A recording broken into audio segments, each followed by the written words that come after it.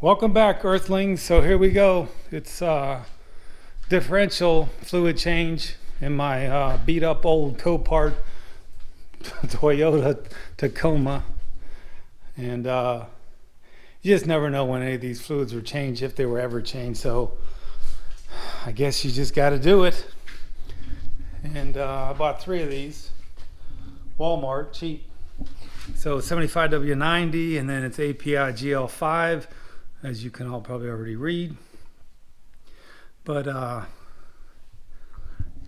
think 3 should be enough, the 2 transfer cases. I need to buy the 90 weight for the rear diff that uses different fluid for that, and I haven't bought that yet. So I'm just going to do half of the job, I guess, tonight, and we'll see how it goes. This should be pretty easy. Famous last words. You know how that goes. This vehicle had window tint all over the windows, so I got rid of that. And you can see all the glue still. So I got some goo gone. Maybe that'll be a whole video in itself, trying to get all this off the window. The other side got it cleaned up pretty good, I guess. The other thing is this window was going up and down really slow. So I took the door panel off and greased up the skulls kind of fluids. Still remember my old war story where I got a Porsche 944 Turbo that bought it used, and as soon as I changed the oil to synthetic, obviously the previous owner kept regular oil in it. The thing wrapped so bad from the lifters using synthetic, so I'm never switching from an old vehicle to synthetic. I'm going to keep the regular old school fluids in there. So here's the transfer case, the front one. Here it is, and the fill is right there.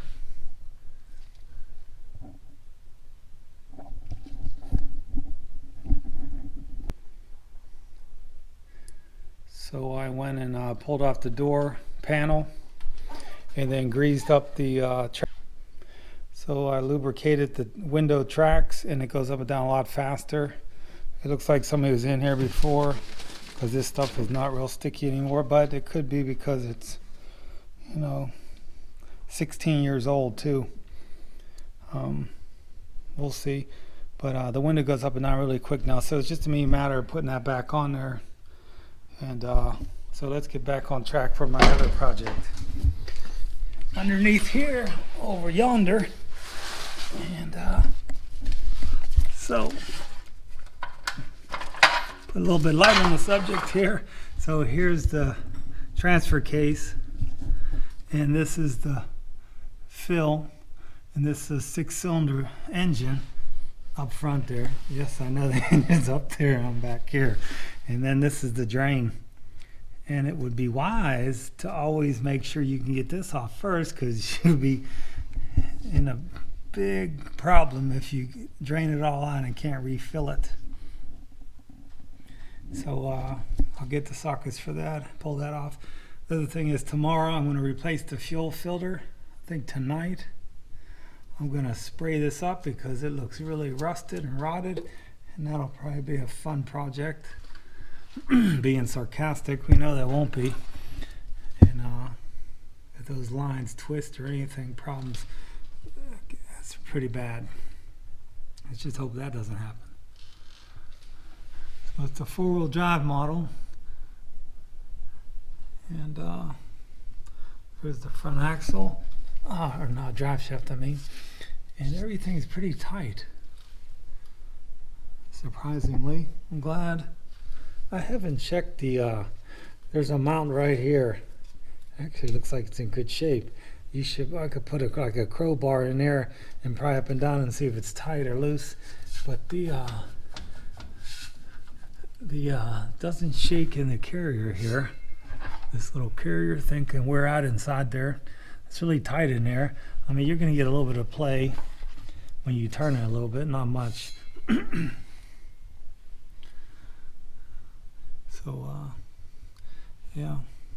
That's the next little fun little thing, is to crack these open.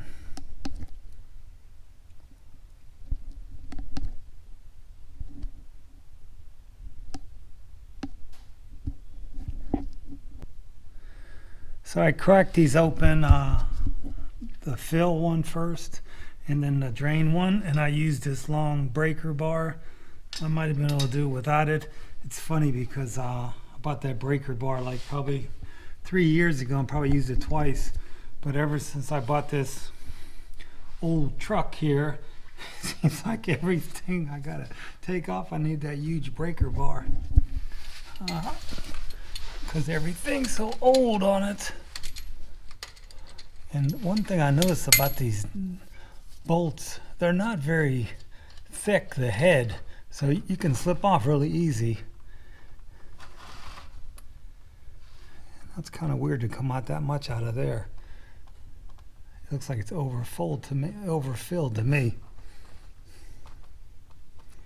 I think it is. You're supposed to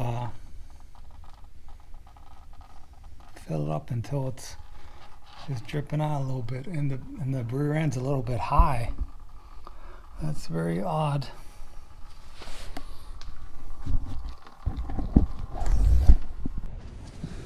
So the two bolts or plugs, they had these aluminum washers on there, and they look really chewed up. I guess it's just salt and stuff, East Coast, I don't know. But I'm going to put on copper. We find here. So that's the one. And I was going to let it drain a little bit longer. That's pretty much all out of there.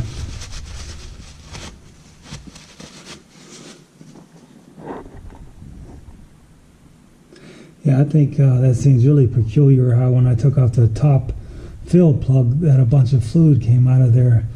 I think the only way that would happen like that is if the rear of the vehicle is really low. But in my case, the rear of the vehicle's up high. You know, I'm really starting to wonder some crazy things in this vehicle. It had like 7 quarts of oil in the engine, and it only holds like 5.5. When I drained it out, it was like overfilling my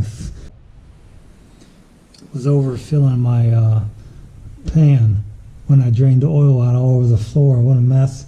So now I see this, it seems like it's overfull to me. And I'm afraid to check the transmission fluid, but that's next. I'm going to check fluid on the dipstick before I drain it to have an idea how much is in there, if it's overfilled. And I don't know if people overfill like that because there's something wrong with the engine, the bearings or something, if that helps.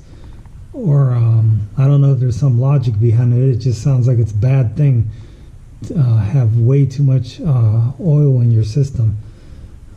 Engine. And the other thing was the dipstick had a paper clip on it because the top was broken off, so I'm wondering if they didn't know exactly how far the dipstick should be pushed in there. But it's just like way more than a quart over full. So, and now this is another coincidence that something's overfilled. I'm beginning to think maybe Daffy Duck owned this truck before me, and so I'll just close this back up, this plug now, and get ready to fill it.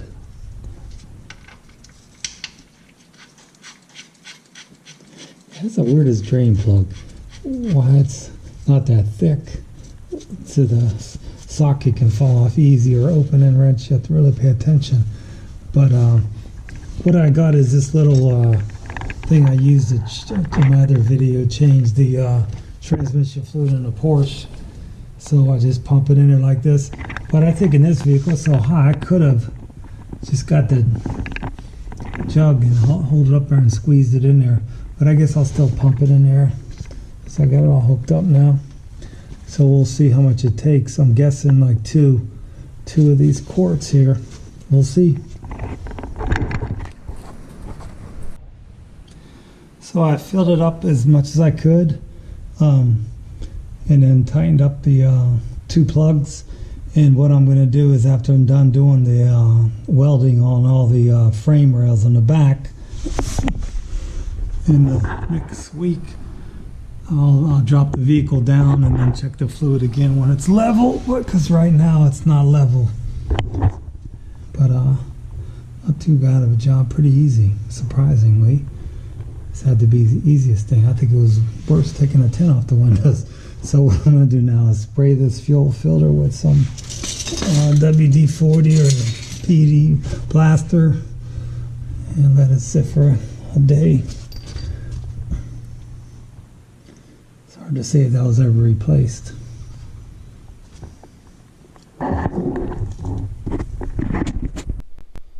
So I bought this pack of washers, copper washers. I think I bought it from Harbor Freight or online, I can't remember.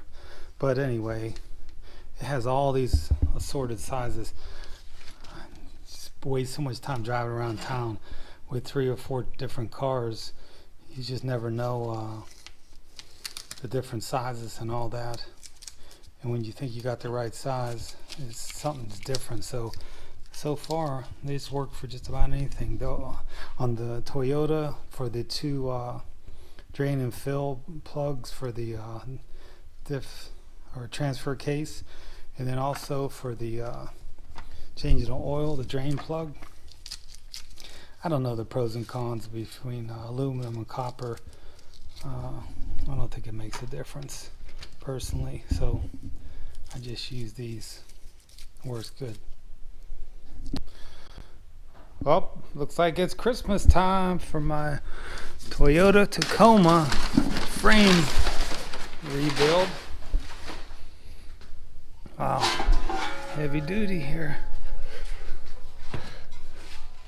So that's how it's going to be mounted. The leaf spring's going to attach to there. You could buy them with or without this attached, and I thought, why should I go through all the hassle to line that up? They did it for me. Obviously it costs more. So another one for the other passenger side. I think they're identical. And then this one piece is going to go on the driver's side, like underneath the door. Oh wow, that's a little turn there. Didn't notice that on the frame. And you can see it's like the puzzle end, because you can butt them up to each other. If you had to put well, me is 2 sections, they're going to butt up, but there's not. You could buy a 3rd section if your whole frame was bad. So, show you a little bit about this. What's this? I don't know what the difference is, but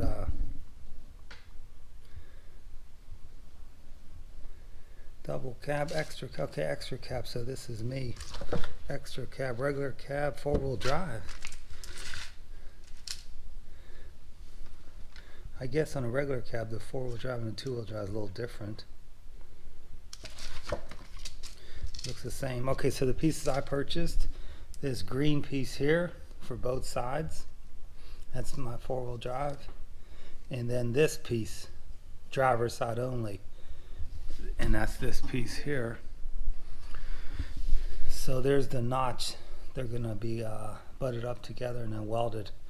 So they notched out those sections there to go around these braces, and those braces are really still secured good to the chassis frame. It's not rusted or anything, surprisingly. It's almost like they know ahead of time when they make this part that are most common to rust and what parts usually don't rust, because they never really asked anything about my mounts for the cab and for the bed. Well, that's more the bed mount, but sometimes this goes bad on a lot of people's, and then this last orange section too. Luckily on mine I have a tow hitch on there, and it made all this really strong back there. So it's a little bit rusted, but it's holding it together good, keeping it sturdy. This section here is weird because this isn't boxed anymore. I think it starts right around this area. It's only one side of steel, the frame. It's not boxed like the rest of this is like a gutter, or a closed in gutter, I guess you could say, boxed in. So you can get this piece too, but I didn't need that, thank goodness. And I didn't need this front section, I'm glad, because that's really hard to get to in there. But yeah, interesting. You can get this for the this holds the spare tire, and there's another frame support, and then the fuel tank get mixed up here. I think this one might be the fuel tank one. Yep, I guess I'm gonna be up late tonight doing a lot of welding. I'm really impressed with the quality and the thickness. It's supposed to be 11 gauge. It's really thick. And you see that's a little bit offset. That's how it's supposed to be. I wouldn't know that because mine was all rusted off. I put new bushings in the leaf spring last night, so it should fit in there no problem. Wow, really thick there. That looks thicker than 11 gauge. In the other spot, these holes here, you can put welds in there. But so far, I didn't slip it on yet, but pretty satisfied. So the notches, this is going to be on the outside. The inside's going to be all solid because there's no brackets or anything on the inside that it's going to interfere with. Yeah, looks good. And I can stop messing around with doing these little cleaning things. The other thing I worked on last night was trying to take off these rain, sun, whatever they are. Took those off of there. But now I'm trying to clean the body and get that off of there. A lot of the glue came off. This Goo Gone is really good stuff. It's the best stuff I ever used for moving stuff off. So what I'm going to do now, I'm going to go to the junkyard, and I found a 2003 at the junkyard. I'm going to buy this because it's a big crack there, and a couple other pieces. Hopefully it's not all stripped and bare yet. It looks like it just came to the junkyard on the 12th of September. So I guess I'll see when I get there. The other thing, I like to get a rear bumper because this rear bumper is like really bad, rusted out. I mean, if I stand up and that, it might break off. It actually feels like it's bowed out because of the rust. This piece seems okay. It's I think it's supposed to be split there. It looks like, yeah. So this piece is still good. It says Toyota there. And the lights and everything, that's good. So it's just the steel bumper part. I'm not sure what the towing capacity is, but we'll see. Surprisingly, this is a lot more heavy duty than I would have thought because it's a small pickup truck. You wouldn't think it's that, but it's pretty heavy duty, the suspension and all that. So, till we meet again, thanks. So, got the front lower portion of the truck Tacoma that was all broken up. It goes mounts underneath the bumper, and then this piece here was broken up too. It's on the top of the bumper, so I ended up buying that too. And there's that piece. So many pieces of plastic just for a little bumper. It's been like a big project here with about 50 little screws, bolts, and little clips. And then I also got new lenses. These ones are kind of wore out. They don't match the front. Headlights are see-through, clear, or not see-through, but clear. And here's this. It looks like bought them on Amazon pretty cheap. Sorry. Already comes with the light bulb. You just need to plug your connector into there. I guess it gives more of a modern look, newer look instead of these old ones. And for like $20, it's probably worth it. So I did all the framing, and looking forward to getting this thing back on the road. Covered it with arm protective. I only had to do this small section here. The other side I did a long section, but this is really sturdy. cleaned up the pan that goes underneath the gas tank, grinded it all down, a lot of rust on it, and then sprayed it with undercoating. I swapped out this bar here. It was all bent, smashed in on one side, and naturally the bolts are all rusty. So the other one, to get it off, I had to cut with a grinder, with a cut blade, cut it all the way here, then bend this part up, bend the bottom down, and then get the cutter in there and cut off the bolt heads. The problem is the bolts are welded on this side. You know, they stick through here and the nuts on there. So then I had to drill them bolts out, and I put in new ones. You can see them there. The only one that was okay was this one. It still works. These two had to both be drilled out. Let's get a better look here. So that's the bolt I put in there, and there's the nut. So it's really sturdy and it's straight, it's not bent. So they put holes in there just so you can put in there. So today, hopefully I'll get the gas tank, and that'll be the last of it. So here's the brace that I put underneath the driver's door, and it goes all the way back over the bed, and it butts up against the second piece that I put in there. It's like a jigsaw puzzle, kind of jagged there. And then I put the second part on there. And my welding's not the prettiest, but I could grind it all down, make it look pretty for the video, but I didn't do that. I just welded as much as I could. There's like pros and cons. Some people were saying put a little gap in between the weld beads. I've seen two different literatures from the same company say welded everywhere all the way around the edges, and some other places said leave little spaces here and there. So I welded a lot, both sides, this side and underneath the car also. Looks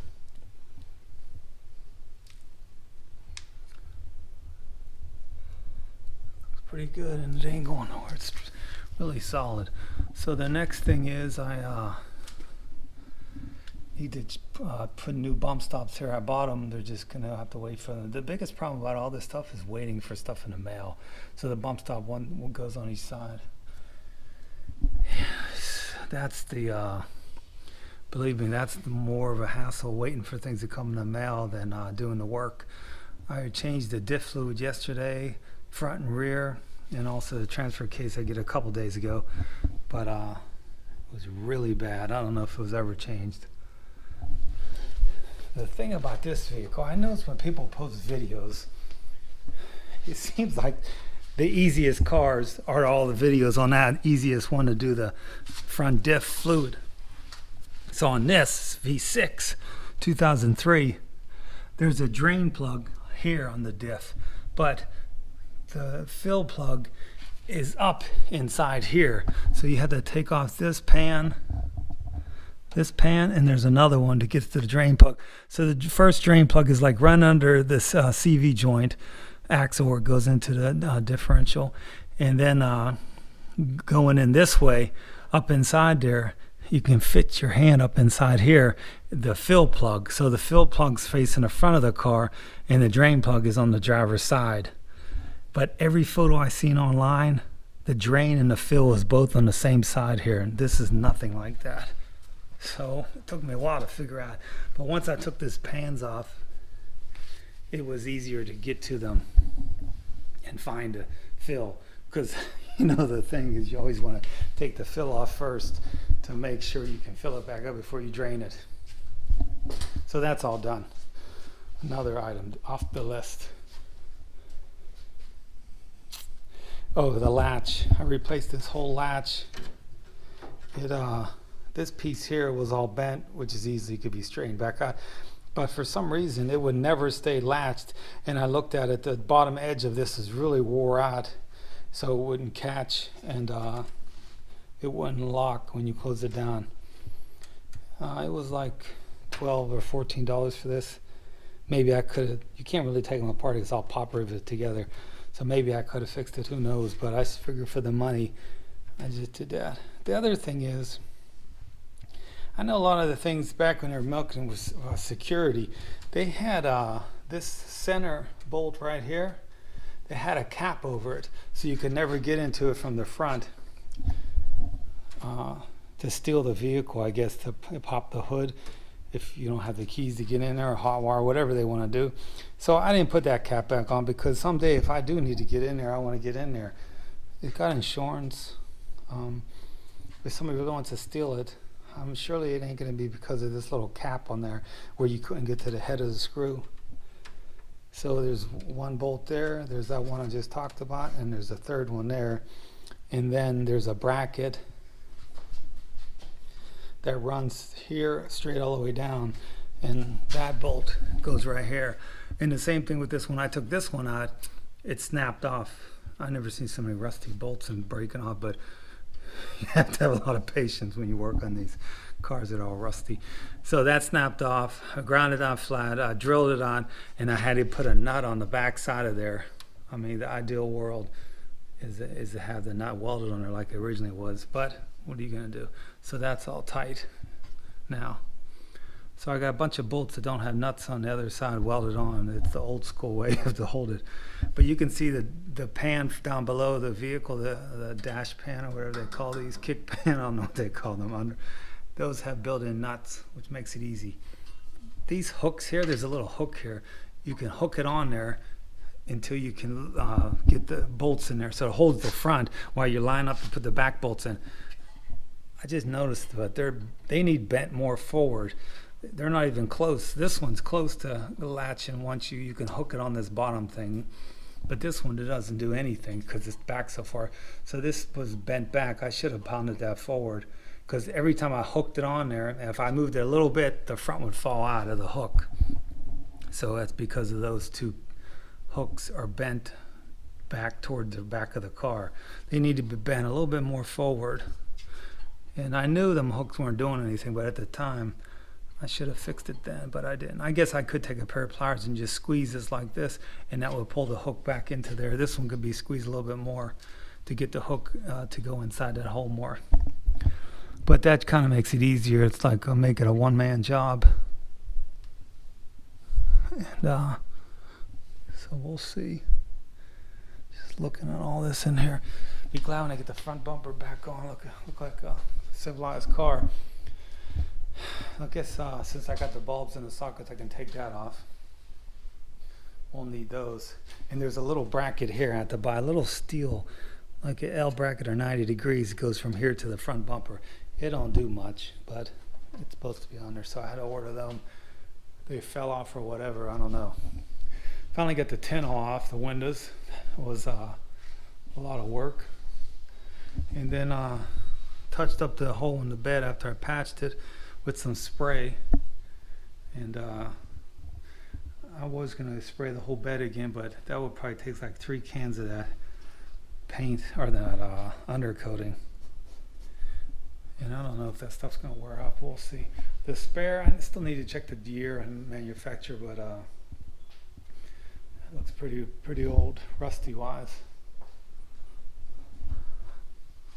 I don't know what it is about these tires, but to get these off the car, they're like stuck onto the hubs. I had to hit it with like a big rubber mallet like here and over there several times on the tire to